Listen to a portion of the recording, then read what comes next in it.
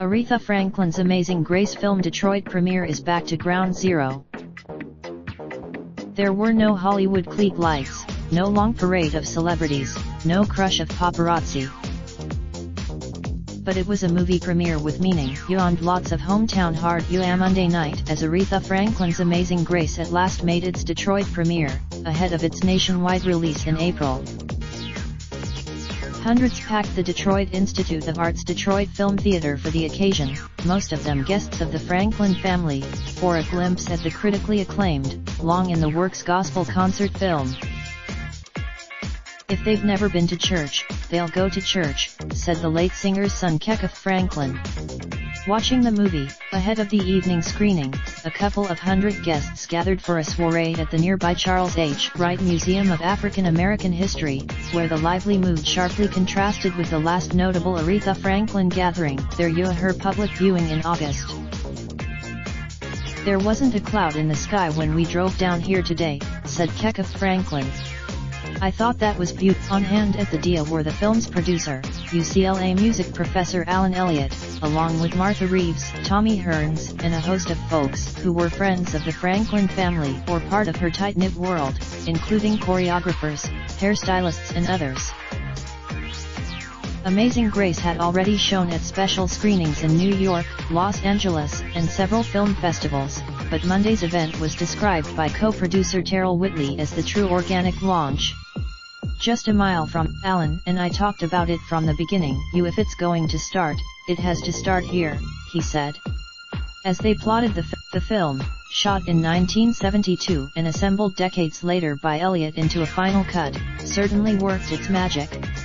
Charmingly intimate, there was a hometown camaraderie inside Monday's theater, where shouts of "Come on, Riri!" and "You" when Franklin appeared on screen, arriving in a grand fur coat. "Yes, girl," punctuated the proceedings. "There's a moment." You sensed there were moments when some viewers were ready to hop from their seats and be moved by the spirit as the gospel music did its business, but the formal nature of the black tie premiere seemed to have pulled the reins. "It will be interesting." Indeed, co-producer Terrell Whitley, speaking on stage ahead of the showing, urged the ministers in attendance to encourage group ticket purchases and even theater buyouts for area congregations. The revelation. William Barber too, her voice could help you hear God's voice, Barber said.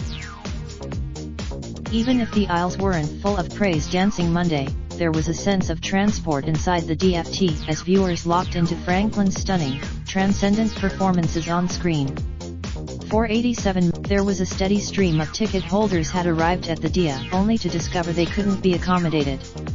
An overbooking "We're honoring the wishes of the Franklin family," volunteers explained to some of those disappointed guests. All of those who opted to wait it out until showtime ultimately were seated because of spare room, said the dia's Christine Cloustra. A second screening. The Detroit premiere was the first of several special events planned around the country ahead of the April 19 release, including Montgomery, Alabama March 27, Atlanta March 27, Las Vegas March 28, Los Angeles March 31, New York April 2 and Nashville April 9. Contact Detroit Free Press music writer Brian McCollum 313-223-4450 or bmccollum@freepress.com. Raindrop, drop top, top smoking, no cooking the hot pot. Fucking on your bitch, yeah, that. Looking up, open the park, pot.